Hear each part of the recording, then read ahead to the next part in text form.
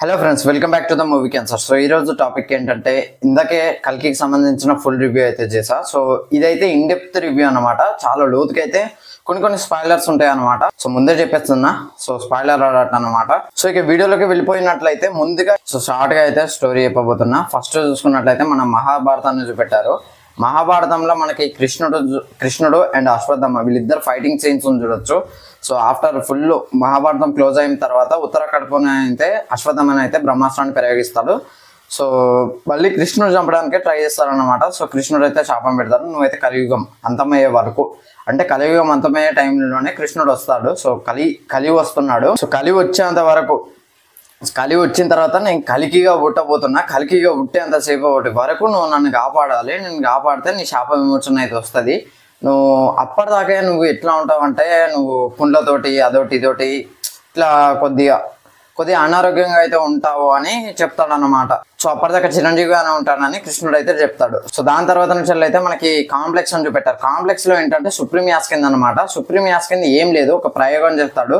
So అక్కడ అమ్మాయిలు ఉంటారు. సో వాళ్ళైతే 4 నెలలు మోయాలి ఒక బిడ్డని. ఖచ్చితంగా 4 నెలల మోషన్ వాళ్ళు ఎవరైతే ఉంటారో వాళ్ళ మీద ఒక ప్రయోగం చేస్తాడు. ఆ ప్రయోగం ఏంటిదో నేను తర్వాత చెప్పడానికి అయితే ట్రై చేస్తాను. నాకు కూడా కొద్దిగా డౌట్ ఉంది దాని మీదనైతే. సో అది ఎందుకు చేస్తున్నాడో, కొద్దిగా సిరం చేస్తాడు అనమాట. సో ఆ ప్రయోగాలు ఎందుకు చేస్తున్నాడో క్లైమాక్స్ లో రివీల్ చేయడానికి అయితే ట్రై చేస్తా. సో చాలా మందిని అయితే అలా చంపేస్తూ ఉంటాడు అనమాట.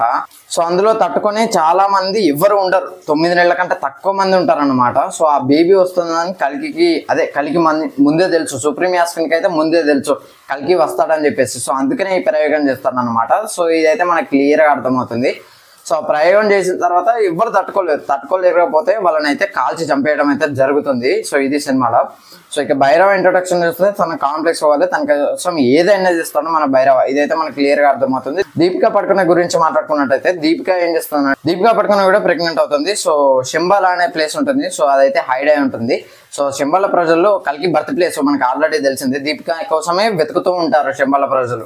సో సుప్రీం యాస్కిన్ ఏంటంటే 120 రోజులు మోసే అమ్మాయి. 120 రోజులు ఆల్రెడీ దీపికాకి క్రాస్ అయి ఉంటాయి. సో దీపికాని కనిపెట్టి చంపేయడానికి ట్రై చేస్తారు, కానీ లోపల ఉన్న దేవుడు కాబట్టి ఆ మిషన్ వెళ్ళిపోతాయి. సో తనైతే సేవ్ అయ్యి శంబాలకు పోతుంది. సో ఈ శంబాల 1 మిలియన్ యూనిట్స్ ఇస్తారట అని భైరవకు చెప్తే సో భైరవ వెళ్ళిపోతాడు. సో తను రావాల్సిన సమయం వచ్చిందని తనకు కళల అట్లా విజువల్స్ అయితే కనబడుతూ ఉంటాయి. కృష్ణుడు ఏంటిస్తూ ఉంటాడు అశ్వత్థామకి. అశ్వత్థామ సుమంత్ని కాపాడడానికి వెళ్తాడు అనమాట. సో అప్పుడే భైరవ కూడా వస్తాడు. చాలా మందిని అశ్వత్థామ ఎదుర్కొంటాడు. సో అట్లానే భైరవాన్ని కూడా ఎదుర్కొన్నాడా లేదా అనేది, సో భైరవాన్ని అశ్వత్థామ ఎదుర్కొన్నాడా లేదా, అశ్వత్థామని భైరవ ఎదుర్కొన్నాడా లేదా, సో ఆ సీన్ చూడాలి. సో ఫైనల్ గా భైరవ ఓడిపోతాడు. సో ఆ అమ్మాయిని నేను తీసుకొస్తా అని చెప్పి మోసం చేసి ఆ శంబాలలోకి ఎంటర్ అవుతాడు. ఎంటర్ అయిన తర్వాత మళ్ళీ అశ్వత్థామకి అండ్ భైరవకి ఫుల్ ఫైట్ ఉంటుంది అనమాట. పిచ్చిగా కొట్టుకుంటారు. తర్వాత శంబాల ప్లేస్ కనిపెట్టి సుప్రీం యాస్కిన్ మనుషులు కూడా అందులోకి వస్తారనమాట. రెబల్స్ వాళ్ళని ఎదుర్కొన్నారా లేదా అనేది మనం అక్కడ చూస్తాం అనమాట. క్లైమాక్స్ లో చూసుకున్నట్లయితే క్లైమాక్స్ వాళ్ళైతే ఇదే క్లైమాక్స్ బ్యాటిల్ అనమాట. శంబాలలోకి వాళ్ళు ఎప్పుడైతే ఆ ప్లేస్ కనిపెట్టి అందులోకి ఎంటర్ అవుతారో అక్కడ నుంచి అసలు బ్యాటిల్ మొదలవుతుంది. అసలు ప్రభాస్ ఎవరు, ఇదంతా కూడా క్యామియోస్ అయితే చాలానే ఉన్నాయి. సో వాటి గురించి అయితే ఏం రివీల్ చేయదలుచుకోలేదు. దానికి సంబంధించిన నెక్స్ట్ వీడియో ట్రై చేస్తా.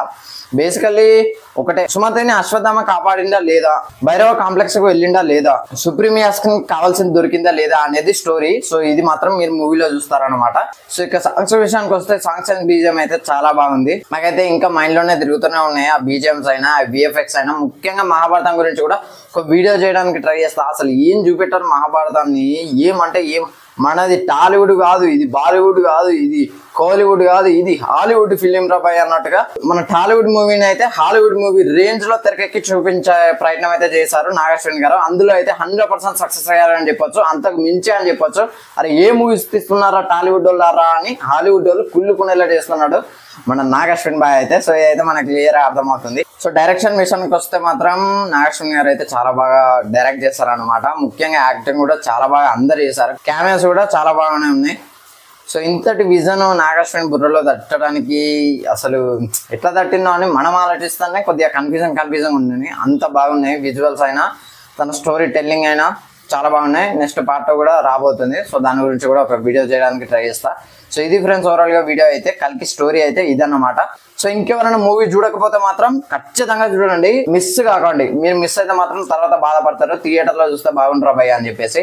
సో ఎట్లా ఇంకో నెల 15 రోజులు ఖచ్చితంగా సినిమా ఆడుతుంది. 2000 కోట్లు పక్కా కొడుతుంది. బాహుబలి రికార్డ్ బ్రేక్ చేస్తుంది, దంగల్ రికార్డు కూడా బ్రేక్ చేస్తాయి. సో ఖచ్చితంగా సినిమా చూడండి ఇంకా ఎవరైనా చూడకపోతే. సో ఇది ఫ్రెండ్స్ ఓవరాల్ గా వీడియో అయితే. వీడియో నచ్చితే లైక్ చేయండి, షేర్ చేయండి, కామెంట్ చేయండి, ఛానల్ ని సబ్స్క్రైబ్ చేసుకోండి. Thanks for watching. By by.